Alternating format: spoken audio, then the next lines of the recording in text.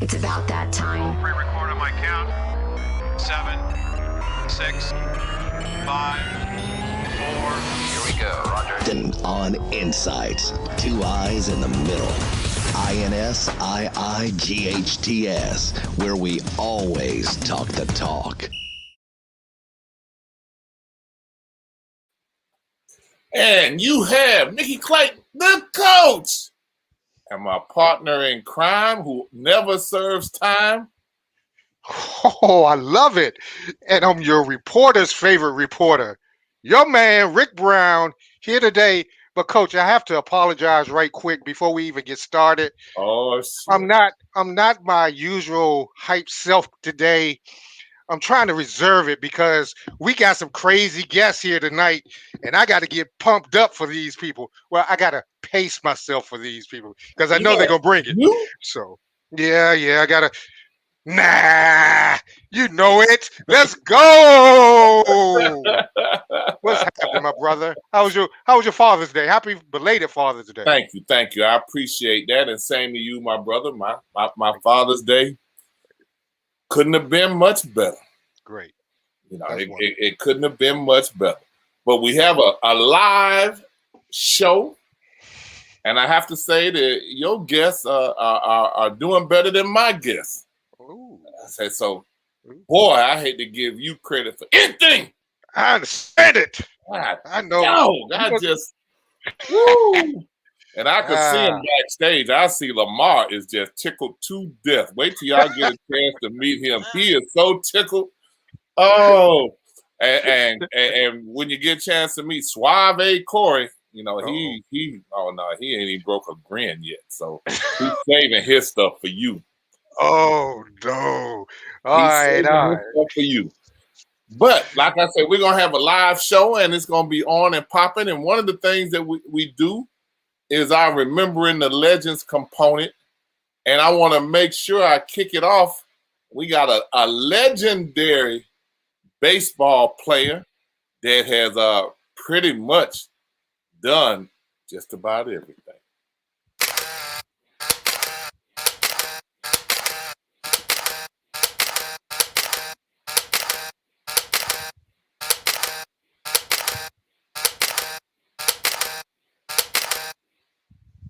Here in remembering the legends, a legend himself, he knows everything about the FAMU baseball program's past because he was the head baseball coach. Also, our conference catcher, throwing people out from his knees and then talking junk when he threw them out.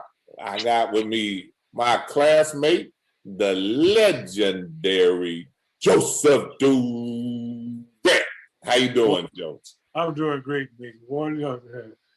That's great right there. Well, remembering legends, our whole thing is about making sure that these people who have been legendary status are remembered. And today, the guy that I'm bringing up that I know you know well is Vince Coleman. What can you share with us about Vince? The mailbox, as they call it, playing football. That was his nickname, mailbox. And they still call him Box when he comes back to town. You know, he's another one of my fundraiser guys with the car show and stuff like that. He did an outstanding job. He's talking about, he got that late for the autograph sign thing. He's talking about, now Coach, you know I was going to show up. You know, I'm going to leave you hanging like that. And all these guys, they just still the same, you know. So Vince was a dual athlete, huh? Oh, yeah, you know, Vince played, you know, he punt on the football team. Probably could have played wide receiver, but he was so fast. You know, Vince set the NCAA record in stolen bases. You know, he held that for a long time, 66 stolen bases. And he did it like in 50-something games. Vince could have played wide receiver. He could play anything. He was just another one of those guys that was a true athlete. A bunch of guys. I'll tell you what they used to do when I was coaching third base. They would hit a ball in the gap. They had this competition by stealing the base. He said they would run around the first base, trip and fall on purpose so they could steal the next two bases. I told Vince, I said, I know what y'all doing, man. I know what y'all doing. So what, coach? He said, I tripped. I said, yeah, I saw you kick that base and fall down. It started. He could do nothing but smile, you know. So he stole second and he stole third. You know, I said, y'all think y'all slick, don't you? I said, I'm double in the hole, but you're gonna make it a single so you can steal second and third base. We appreciate you as always. You know, you're an integral part of what we're doing here on Remembering the Legend. We appreciate you, the legend himself, Coach Durant. Thank you, Mickey.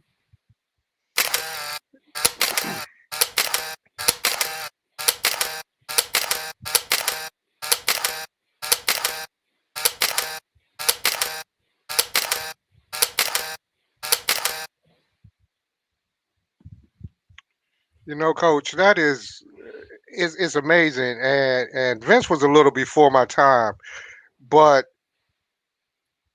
it's hard. I mean, a dual sport athlete, and I remember hearing that he was a heck of a punter for the squad. No, Vince. And geez, you almost forget when I think about Vince now with FAMU. I always think football and not baseball, but he's Hall of Famer in baseball. It's just athletic, amazing job. And, you know, one of the things we wanted to do, Dr. Prasad, again, was the person who kind of tipped us off to that, was make sure that the people who are coming up today remember some of these former student athletes and what they left behind. And again, what we try to do on Insights is tell a story that everybody else doesn't tell, you know, and especially about our own. And I see that you pulled out your Lakers hat today. You know, it's really kind of interesting because I'm still trying to get one more oh, he got the whole jersey and everything. Oh man, that ought to be a classic jersey. We're gonna get you in the weight room so you can feel that the sleeves out a little bit. Oh, nice. Oh, you like that, did you? Okay. I like that one, but I don't want to get too filled out, then I might look like you. Oh, well, you got something to look forward to. We need you to have something. Pow, pow, pow, pow. And the bad part, we got one of the guests, you know, he's saying he's in the waiting room. I'm trying to tell him he's not in our waiting room. And he was the guy who actually gave me the idea to get this started. But since we do have at least one guest that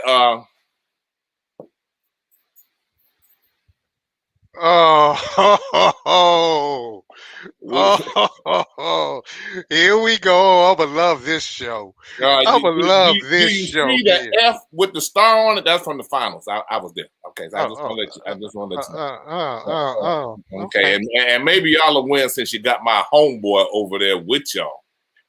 But I'm going to introduce one of your guests, and that's Lamar Barrett, former college coach and NBA scout. I would have thought that the one that was laughing backstage and seemed to be enjoying himself would be a New York Knicks fan. But I want to welcome Lamar to the show. Thank you very much, Lamar. Smooth B, LB Smooth. What's up? Thank you, MicknRick. I've been following this for a while. I'm actually watching every week, so I enjoy watching it. Just the commentary you guys go back and forth with, man. So I enjoy it. Rick is a longtime friend, so anything that he's on, I'm supporting. Well, we appreciate that because he only has like 2 or 3 friends. So you one of them 2 or 3. You hear him coming over here, LB. You hear this, man. This is what I deal with every week. Every week. Y'all work well together though. So that's a good thing. Yeah, I love him like a bald-headed stepfather. You know your stepfather wanted you to whip your ass, so I just want you to remember. Yeah, and I remember the college days. Don't want to talk about them right okay, now. long as you remember. And also, we got a New York Knicks fan. It's funny, they've come from the grave here lately, haven't they? We got Corey, quiet, suave, Corey Long. C-Lo. What's up, Slick? What's happening, my brother? Believe me, I've been watching all them horrible teams for the past 2 decades. I ain't come from the grave. The Knicks ain't been good since Tevin Campbell had a hit. You know what I'm saying? So I'm excited. You know, I was excited this year. Y'all get mad because we get excited because they overachieved after 20 years of underachieving. You know about it, Rick. You a Redskins fan. Was a Redskin fan. Football team fan. My bad. You're a football team fan. I am anybody who plays Dallas fan. But fair enough. That's a sorry, Lamar. I know that's another show. We have to get you back on that one. Corey, let me explain this very clearly to you. I'm all things Cleveland, and it ain't been long that we ever won. It was only for a real quick minute, and now we back in the dumps again. y'all might be doing it the right way, but I have one more guest, and he has Lamp down there for his name. He is the person that motivated me to be able to add this segment, and he's one of the other people that have been long time listener and has been busting your chops from the Cowboys in. Mr. Lamp. Hello, gentlemen. Can you hear me? Yeah, I hear you. I hear you. Look. Hey, Mickey, Lamar, and Corey, how you gentlemen doing? How you doing, Lamp? What up, Lamp? My favorite reporter, most of the time. What's up, Rick? Hey, man, I'm chilling, man. How you doing, man? I'm well, fellas. I'm well. Glad to have you on here. Glad to have you on here. I had some struggles getting on here, man. But you are a person that perseveres, so you were able to get on through. I made it happen. Hold on.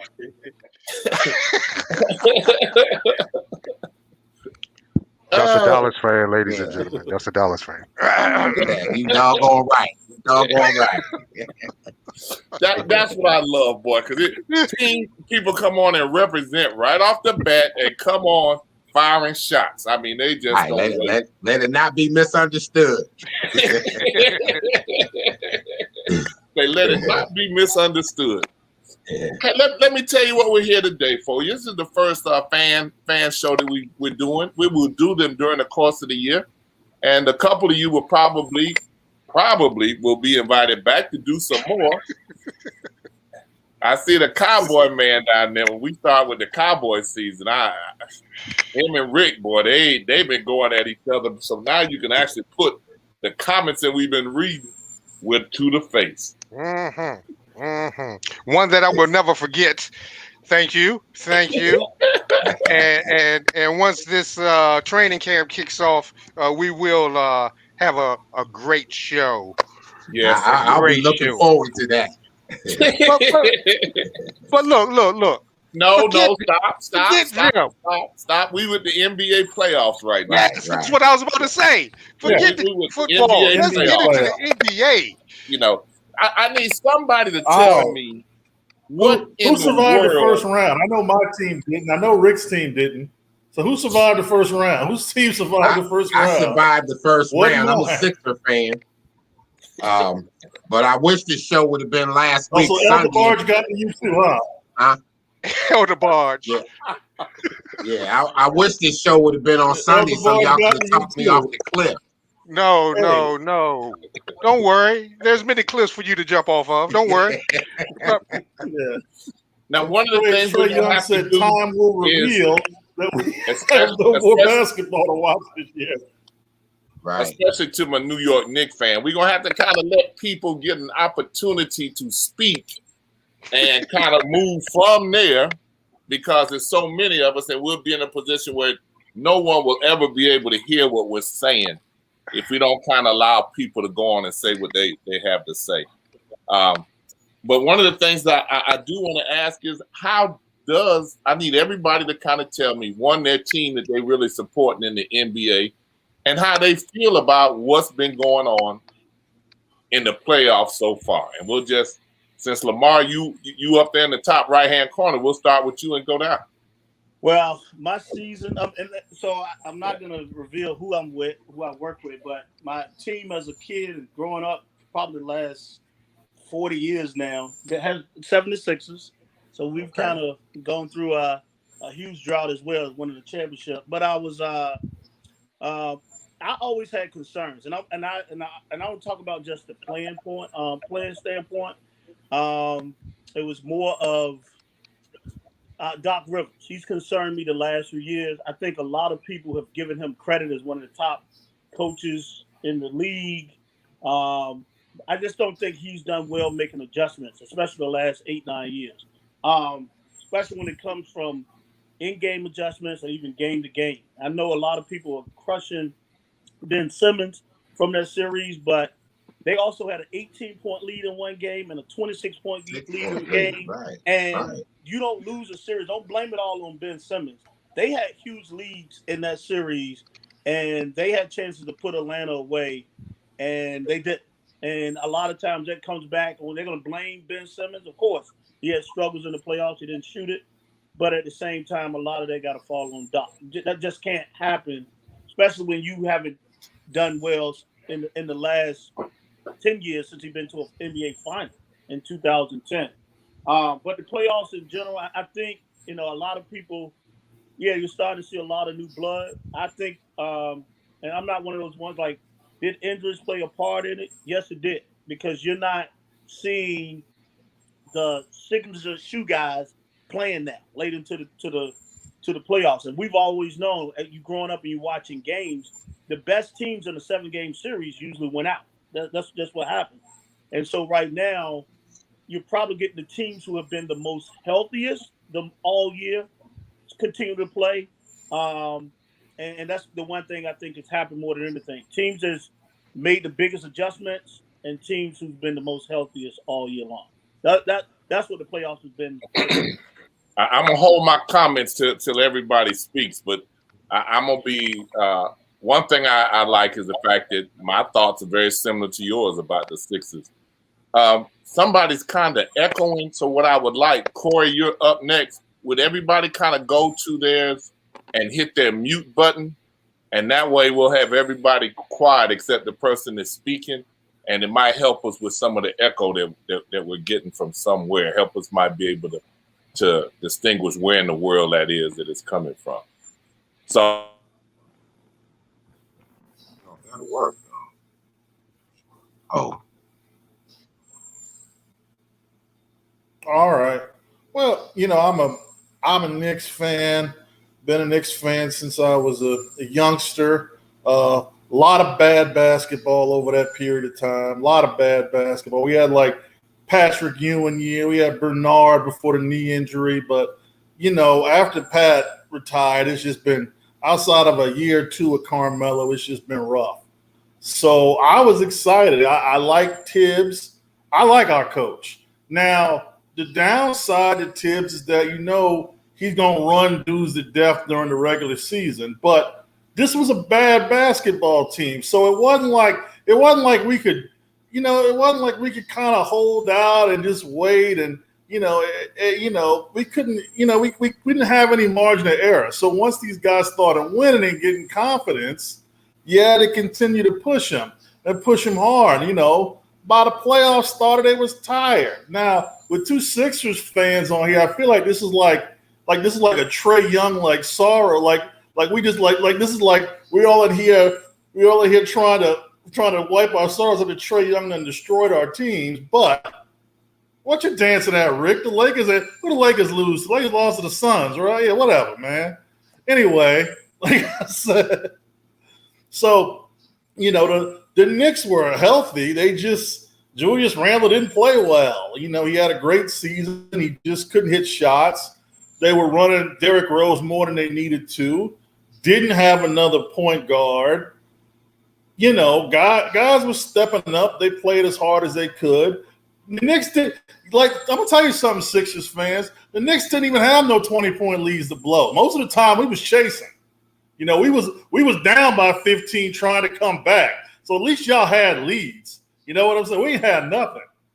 But it was nice to see the Garden get after it, got one win in. Then, even better, the Nets lost. And I'm going to tell y'all a secret. Nobody in New York cares about the Nets. nobody in New York cares about the Nets. They're like a celebrity basketball team that you kind of put together and some people watch them on. Nobody cares about the Nets. Like KD's bodyguard coming out trying to beat up PJ Tucker. Oh, nobody. It's Yankees season in New York. Oh, nobody care about the Nets. So it was good to see them lose too. So I actually think the four teams around are probably the four best. I think Phoenix is great. I think the Clippers really exposed what Utah couldn't do. The one thing Utah couldn't do was get their big man out to guard the three-point line. That was the only thing Utah couldn't do, and that was the one thing the Clippers got them exposed in.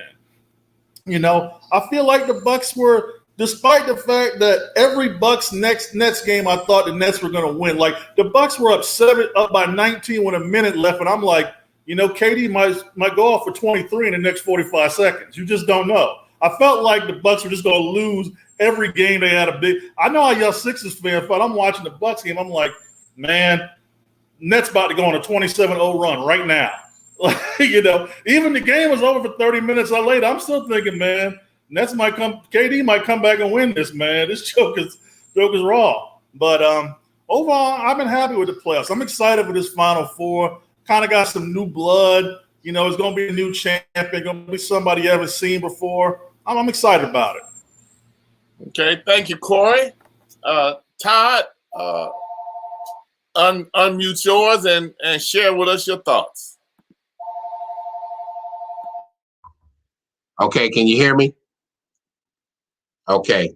Yeah, I'm a Sixers fan, man. I go way, way back to I'm kind of dating myself, but Luke Jackson and Wally Jones and Hal Greer days.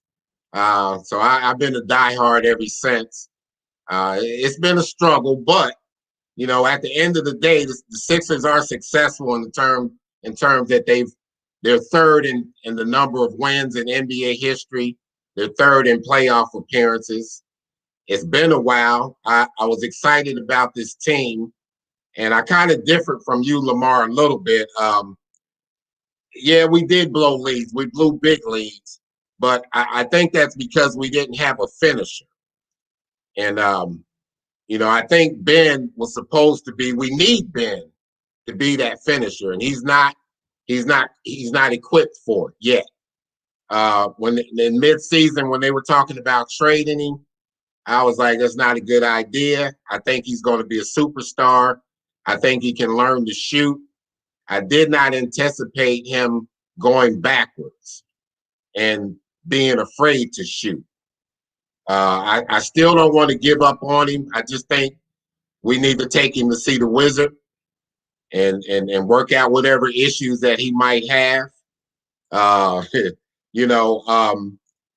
But this team right now, I might have to think about trading him for real, because we don't know how long Embiid is going to last, and we need a playmaker. So either we have to deal him or we have to move him to another position.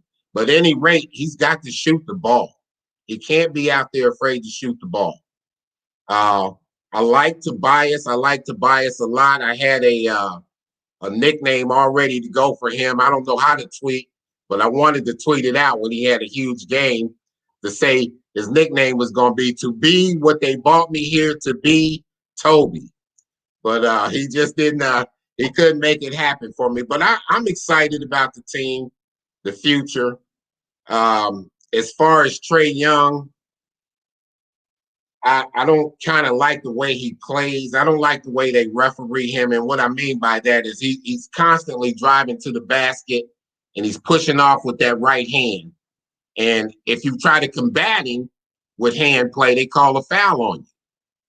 I don't get that. I don't like the way they call the NBA today. Same with James Harden, with his rip through move. To me, it's not right. It's not right. But at the end of the day, we've got the 4 final teams. I think they're good teams. I think right now, Milwaukee, just because of health, they seem to be the healthiest team, might have the upper hand. If Chris Paul plays, I think Phoenix will win it all, though. If they can get him back out on the floor. Well, that's where we're at with that in terms of, our Sixers, Lamar. Tough year, but we'll bounce back, make a move or two or whatever we need to do. I think they got a lot of young talent on the team too, but they need a finisher. We need somebody that can finish, because when you've got an 18-point lead, a 26-point lead, you can't blow that. And you can't blame it all on Doc. Doc doesn't shoot. We had a mismatch on the floor the other day with Curry trying to check Gallinaro. So I think that we didn't have what's the guy that we lost that went out early in the series? Came from the Lakers. And on the last 3 championship teams. At any rate, he went out early. He would have been a bigger body we could have put on Gallinaro and maybe slowed him down a little bit. So I don't know. It's a new season now. We're looking forward to next year. But I am looking forward to see these final 4 teams battle it out. See who comes out on top. Well, we appreciate you sharing what you shared until you got to the part about the injuries. Hell, everybody done had them, so we don't need to hear Right. Well, yeah, that's right. That is right. That's true. Yeah. Okay, Rick, the reporter, we need you. Todd, mute yourself. Rick, Okay. Oh, you had already muted yourself and sat all up in the chair. Lamar, Corey, this y'all boy right here. Well, they both know that while I've been a Lakers fan since 1979-80 season, once they got Magic, my first love is the Washington Wizards. Or at my time, Bullets, and I still have Bullets fever. So I was very happy to see them in, even though they got you guys kicked us out of there. But it's all good. It's all good. We need a new coach for the Wiz, Scotty Brooks. What I just didn't understand, and me and Lamar talked about the changing of the NBA and how it's become a positionless game now. And my team wants to shoot threes. That's all they want to do is shoot threes, but they don't have enough bullets to shoot them. I mean, you got Bradley, and they're going to run him to death. They got Bradley, who's consistent, and then you got Bradley. So I didn't like the style that they played, and that's it. And they're gone. So we're worried about them 3 more years. This team here, I mean, I can't keep riding on 17 championships. Disappointing season, but I mean, it is fun to see others in there. I don't have to worry. I don't have to stomp around. LBJ, who's most of y'all boys. I know Lamar's been on LBJ for years, and Coach, I know we don't have to talk about him with you. But I mean, he's given what he's given, and he got the Lakers a championship. Wasn't a big fan before he came over. He's part of the Laker Nation now. Need AD to stay healthy. Need a point guard. I don't like where we are at point guard. So, and Frank Vogel. I mean, Frank may have 1 more year left before they bring in Jason Kidd, if they don't kick him out now. So it's going to be some changes, and we might be another year or 2 from another championship. But hey, if the Lakers are on, it's always showtime. Coach, I'll throw it to you. Well, I appreciate that. I don't have a dog in the hunt now, and really hadn't watched a whole lot of basketball because I really, it's the fans that make the game to me. It's hard for me to watch it last year when they were in the damn bubble, and I've seen more excitement at the AAU tournament than what I've watched in the bubble. And the thing for me is I'm starting to like Phoenix, and the reason why is because they're an old school team. Let me explain about what I mean by old school. Everybody has a position on Phoenix. They got a true point guard. They got what we were raised with a 2 guard. They got a 3 They got a postman that doesn't have to shoot threes. He goes in the block, plays in the block, dominates in the block, stays 8 to 10 feet. He doesn't go any further than that. He doesn't have to be like Anthony Davis and go outside shooting three. Doesn't have to be like Joel Embiid, and I'm not a fan of Embiid's either. Go out there and shoot threes. Hell, he went 0 for 12. I mean, yeah, I talk about, yeah, so-and-so doesn't shoot. Todd, I'm not studying. My boy got to make better changes. He has to make better adjustments game time. You let somebody come from 26 down, all you need to do is take a time out and try and set something up to get a basket to stop the run. It ain't a genius to do that. Now, they're going to change the boy from right hand to left hand. Get out of here. Left hand to right hand. Cleveland had Tristan Thompson. They tried to do that with him shooting free throws. See, that ain't worked too good. You've been playing one way all your life, and now you're going to try and change and act like you all of a sudden going to wave a wand and teach him to shoot the other hand. Ben Simmons has been like this ever since he was at LSU. When I saw him play in college, I went and bought a ticket, drove to Gainesville so I could see him play in person. Handles the ball. He ain't no great point guard, but he's a big kid that can handle the ball and never could shoot the ball. And so, I mean, Doc just now dawned on him that the kid couldn't shoot. Come on, Doc Rivers, get out of here. Now, I think it's hurt the Sixers because they let some of their shooters go earlier, and it's come back to bite them. And quiet as it's kept, Ben Simmons wanted Jimmy Butler gone because he was afraid that Jimmy Butler was handling the ball too much, and he wanted to be the man. They were even talking today about one of the players was saying that Ben Simmons is hard-headed. You can't tell him nothing. He has his own thing that he wants to do, and his family is all around him protecting him so nobody can get to him. You're going to trade him? Trade him for who? Who wants him? I mean, I've heard all of that, and my thing was, if you're going to get him, you had one of them ball boys, and he couldn't shoot at all, and they worked with him. Whoever work with him in the offseason, they just go down there and triple his contract and get him with the Sixers. But I like Doc because he's a minority black coach, and we don't have many of them. He has one, but he's been kind of skating by losing these game 7s for a minute. And you sit there. Now, the thing that and I'm not going to try and dominate it, but I saw game 5, him and Tobias got on. I don't know if anybody saw the exchange they had on the sideline. When they got into it, and Tobias was really saying what he had to say and walked away from him, but nobody commented about it. And Tobias wasn't doing nothing that night. So I mean, I'm just thinking that there's some other stuff that has to happen, for Philadelphia, and they're talking about tearing it down and what. I don't know how they're gonna tear it down because nobody really wants to be. But I'm pulling for Phoenix right now. Because I just like the old school, and they say Chris Paul is coming back game 3. The other side of that is if you really look at those kids, young men who come back from COVID-19, each case is different.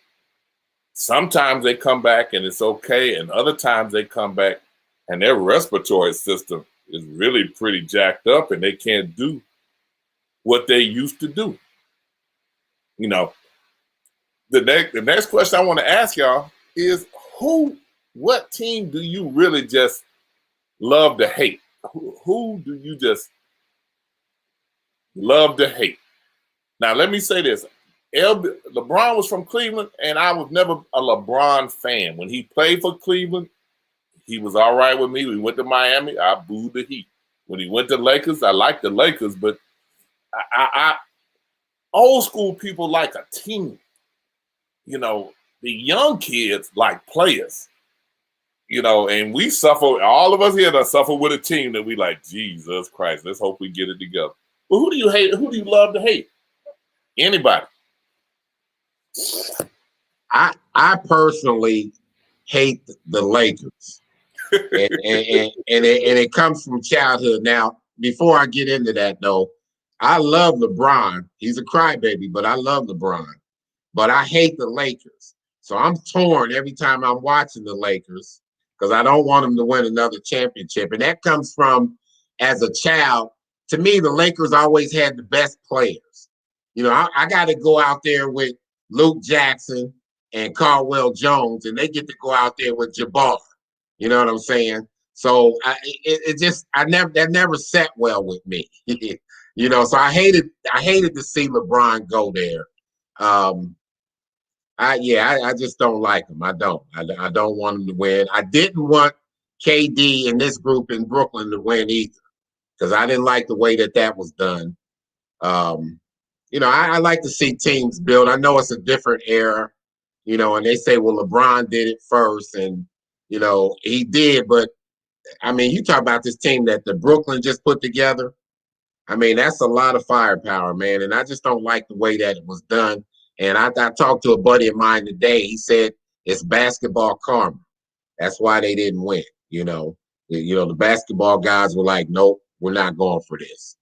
So I tell you, KD, he's always been a good player. I don't really care for KD, but man, he showed me something. When you can do what you do in the clutch like he did, and you know, you just got to give him his due, you know. But I still don't want him to win, and I doggone sure don't want the Lakers to win. So there it is. I can't hear you, Mick. You know, growing up. Go ahead, Corey. I'm sorry. I was just picking at Rick. Go ahead. It's okay. Okay. Growing up, I hated the Boston Celtics. That was just number one. I just could not stand the Boston Celtics.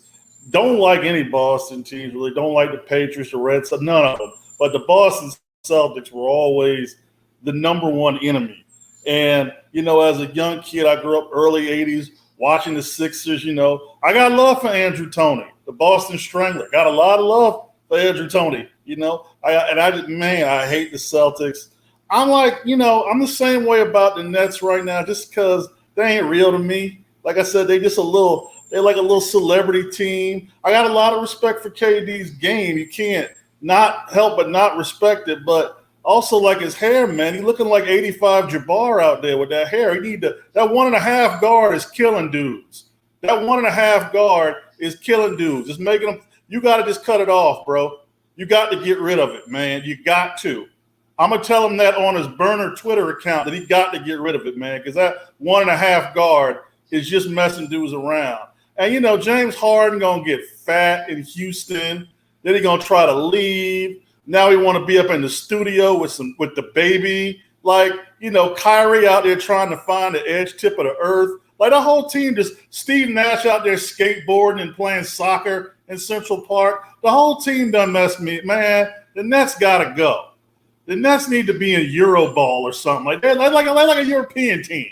They like them European soccer teams. That's what I look at the Nets like, you know. They ain't no real NBA team. So I know. I actually don't dislike the Lakers. I used to give Rick, you know, Rick and I worked together for almost a decade. I used to give Rick a lot of grief about the Lakers because he was also a Wizards fan. I'm like, how are you gonna be a Boulay fan? The Bullets, the Boulay. How are you gonna be a Boulay fan and you're gonna be a Laker? Don't count. Like, I wasn't out there loving the Chicago Bulls in the 90s. I wasn't doing that. You know, I couldn't just, because I like Magic. Man, Magic was off the team in like 92. All right. I didn't even meet you till 95. So, like, you should have been done with the Lakers. So I'm going to tell you right now. But, I love LeBron. I'm a LeBron fan. I love what he does on the court. I love what he does off the court. I give him respect because he took a lot of bad teams to finals that they had no business being in. A lot of cats got a finals logo on some game-worn jerseys they had no business ever earning. They should have gave them jerseys to LeBron. They should have put on the back of their jerseys teammate. They shouldn't even have names. They should just put teammate. LeBron and teammate. That's it. All right, I'm done. I need you to stop talking about J.R. Smith. Wow. I'm going to say, being a Sixers fan, there was two teams I hated. Boston, because you were going to see them in the East, and it was definitely the Lakers, because you were going to see them in the finals. So I didn't like either one of them. I respected individual players, but I didn't like the teams. And so like that's just growing up as a kid. And as far as we talk about with the, everybody talks about the LeBron thing and like how I thought what he did, and this is what people don't realize, how smart or whoever was around him was smart. He saw what he did, what the NBA, what the owners have always done, or what general managers always done. They control the scenarios where people could go. He said, "No, I'm going to control where I'm going to go.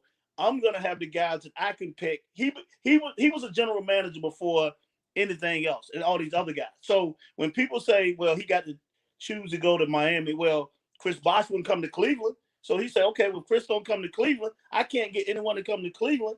I'm going to Miami." And it just happened that D Wade's the Miami and Philadelphia now with Morey and Golden State, three of the best guys who know how to manage contracts, get guys into max deals, all that. It was smart enough for them to team up.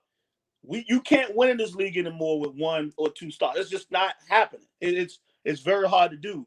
Dallas in 2011 was very fortunate. That team was actually a really good team. People forget they swept the Lakers that year in the second round. That team was actually a really good team, but LeBron and them catch hell. They forget like Joel Anthony and Joel Anthony was a star and sit on that Miami team, and also Bibby, who was at the end of his career. So that's one of those ones that Dallas is really good. But I thought like LeBron, he told Carmelo Anthony years ago, "Don't sign the contract in Denver. I'm telling you what's going to happen. This is going to happen. You can control your own destination." He didn't want to listen. Melo is the only one out of those guys that don't have a ring. LeBron just had the vision to say, "This is what you can do. You can control your own destiny." KD, who happens to be a good friend of LeBron, whether people know it or not, followed the game plan. If you want to be successful, this is what you do. I have no problem with the only problem I had was with KD was when he decided to go to Golden State. He could have gone anywhere else and I would have been fine with it. But I don't have a problem when guys decide where they can go because general managers and owners trade these guys without even letting them know what's going on. These guys control their own destiny now, especially when they got power in the NBA over the owners now. That's what I'm gonna say. All right, Rick. Well, of course, I hated the Boston Celtics. I mean, I hated them since even before Larry Legend got there. And I didn't start giving Larry Legend respect until maybe 3-4 years ago. So I hate Boston. I hate Boston to this day. I don't even like Boston beans or Boston chowder or anything Boston, like Corey said, screw them, bump it. But that was the only team I hated. I mean, yeah, that was the only team I hated, Coach. I just didn't like them. I didn't like people the way, and I didn't like. Well, I'm gonna tell you the truth, and we always say, Coach, we're gonna give it to you straight, no chaser. I didn't like every time the Celtics played against the Lakers, or if they played the Sixers, or even Detroit, the white-black division. They always seem to play the races against each other. Larry Legend, Magic, McHale, Worthy. It was unnecessary. They were great players. So we didn't need that dynamic. But it seemed to really pick up in the 80s and it fueled my hate for Boston. So to this day, matter of fact. So yeah, Boston. Yeah. Well, let me say this about the Boston. My dad, who was, he my hero and played basketball at Florida A&M and coached, and he asked me about why I didn't like the Celtics. And I told him the same things that a lot of you are saying right now.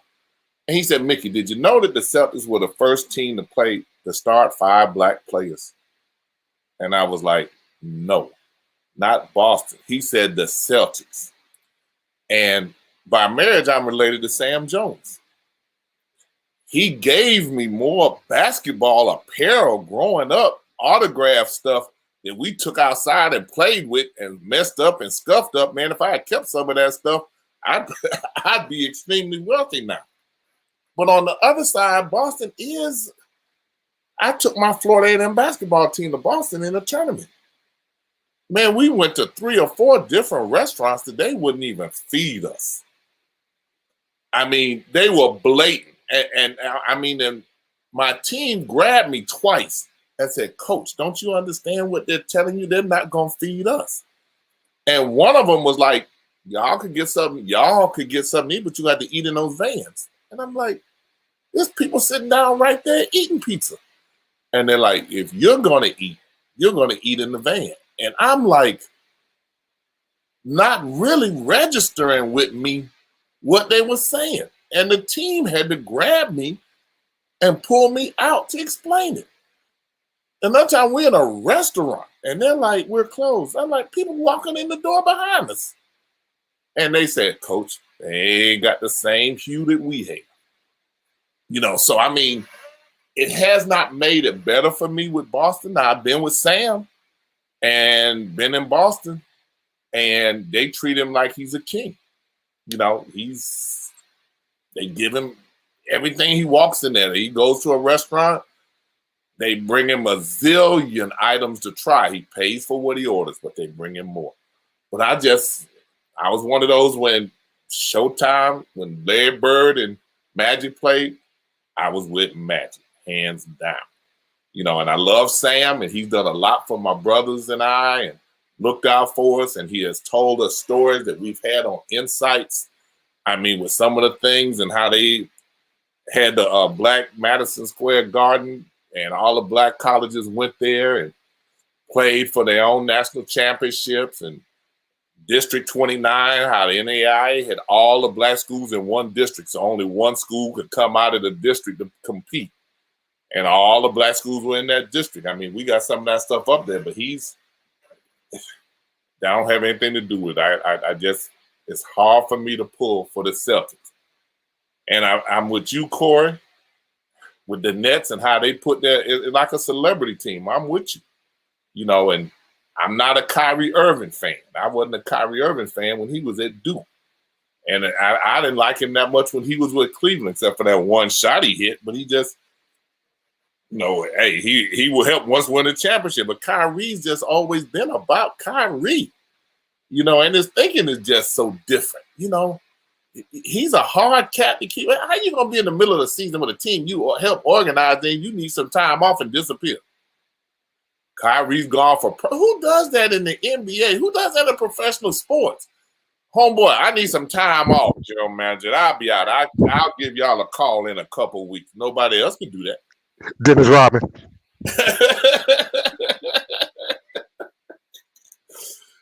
He said Dennis Rodman.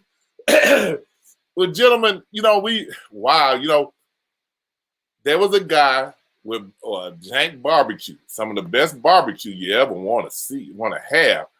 And I remember him saying that when he watches this show, it reminds him of his uncles at a barbecue sitting around chopping it up. And that's kind of how we wanted to be. I've had to tell Rick, I said, Rick, we not ESPN, we ain't Fox Sports. People who want that can turn on ESPN and turn on Fox Sports. We just a little different. You know, we a little bit entertaining, or like to feel like it's entertaining, if I can keep Rick from cussing.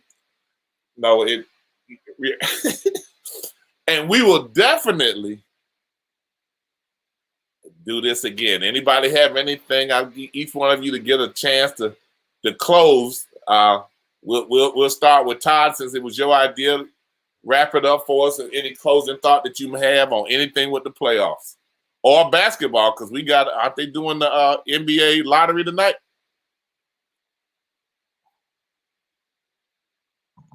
Close us out, Lampo. Yeah. Okay.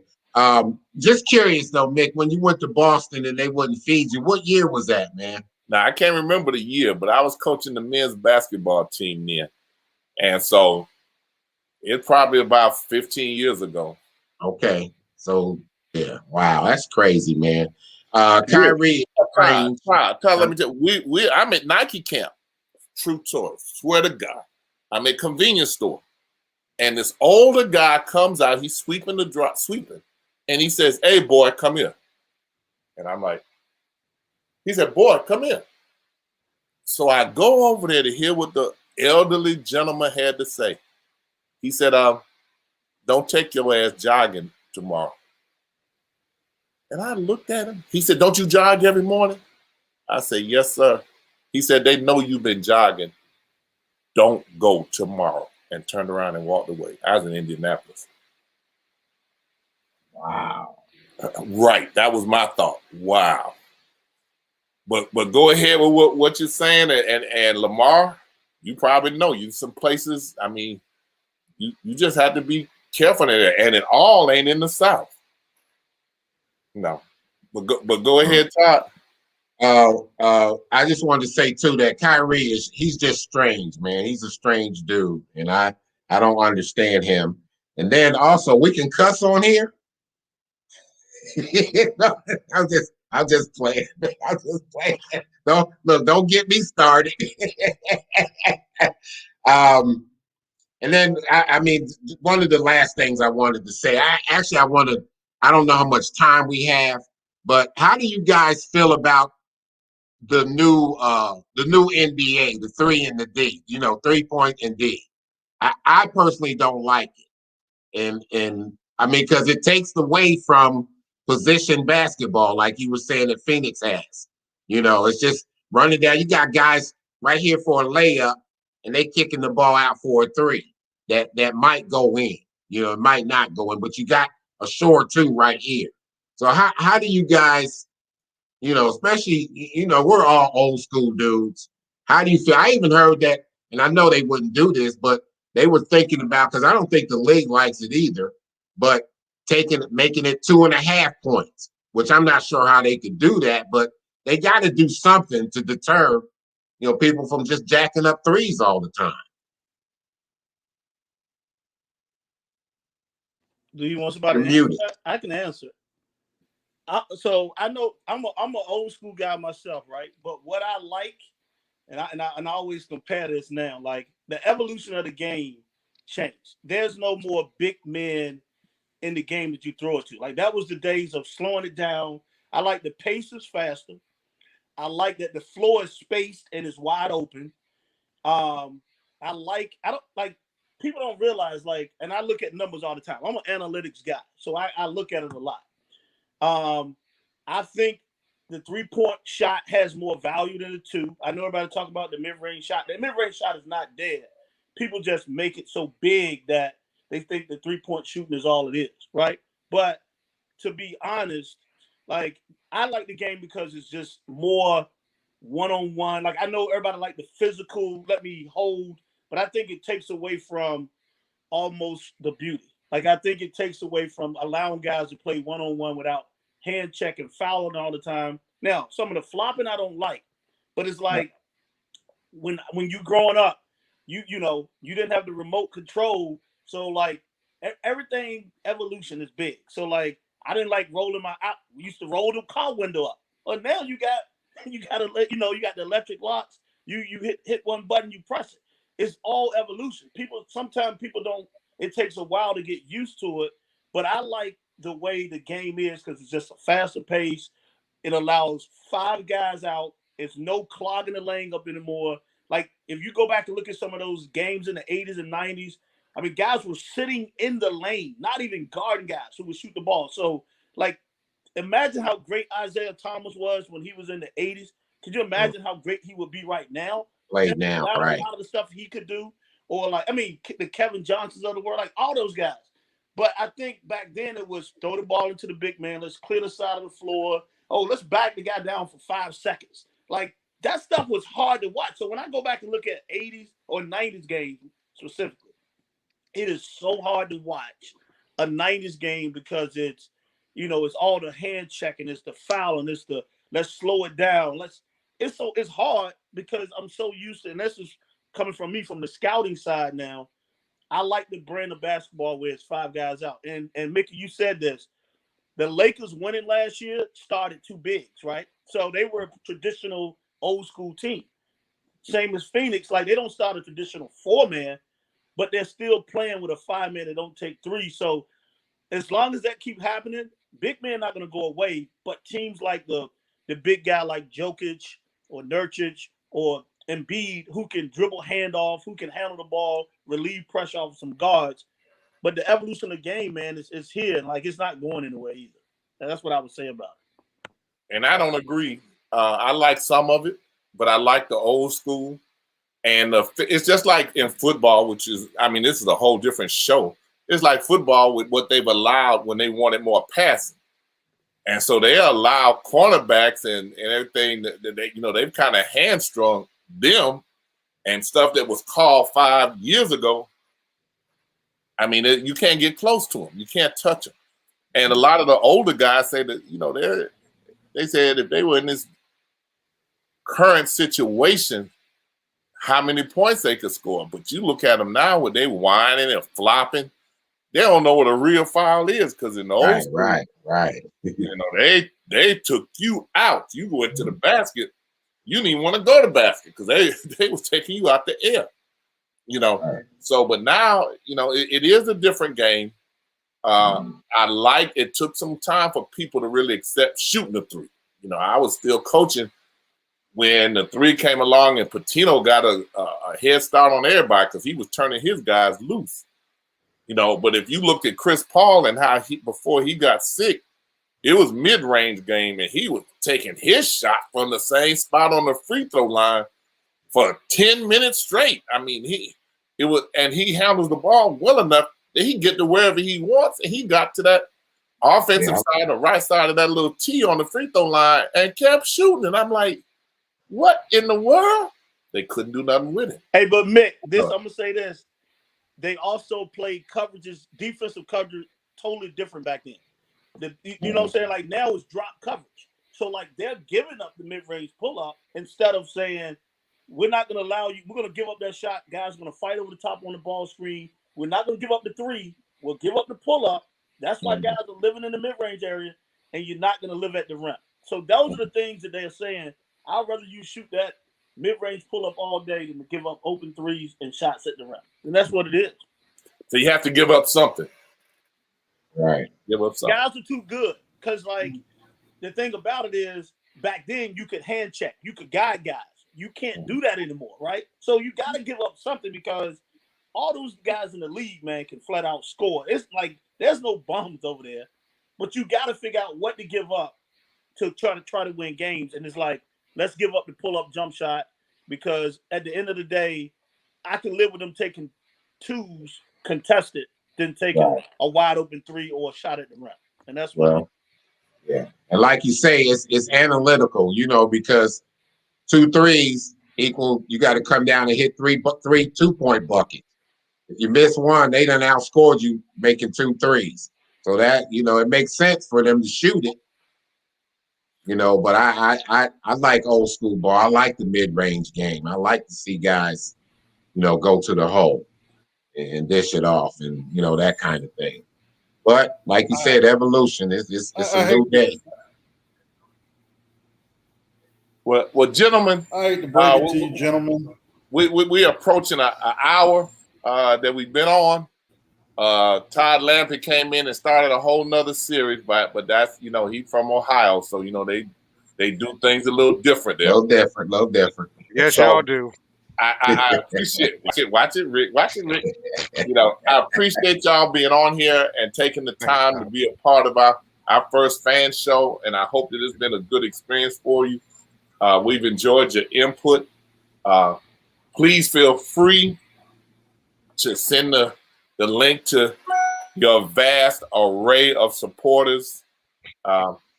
That's how we make our mark with people who like it, follow us, and allow us to be in a position where people who didn't know we were here find out we're here. We were going to do our closing, and then we will do a closing. So. Stay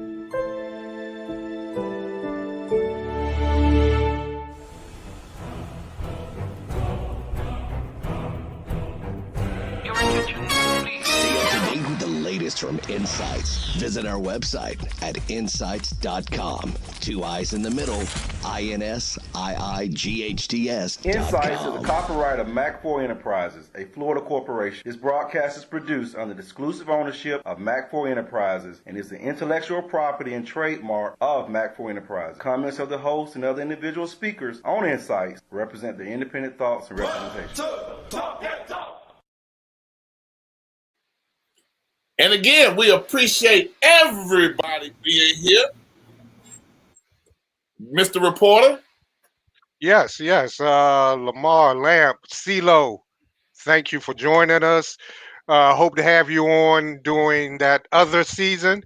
And we can really have some fun. Coach, we may have to have a longer show for that one. Right. But thanks for joining us. Great ideas. And hey, see y'all next week. My pleasure, gentlemen. Todd, thank you for the inspiration. You, Mr. Motivator. You the one who got this segment going. No problem, Mick. No problem, man. Hey, we appreciate I appreciate being on, too.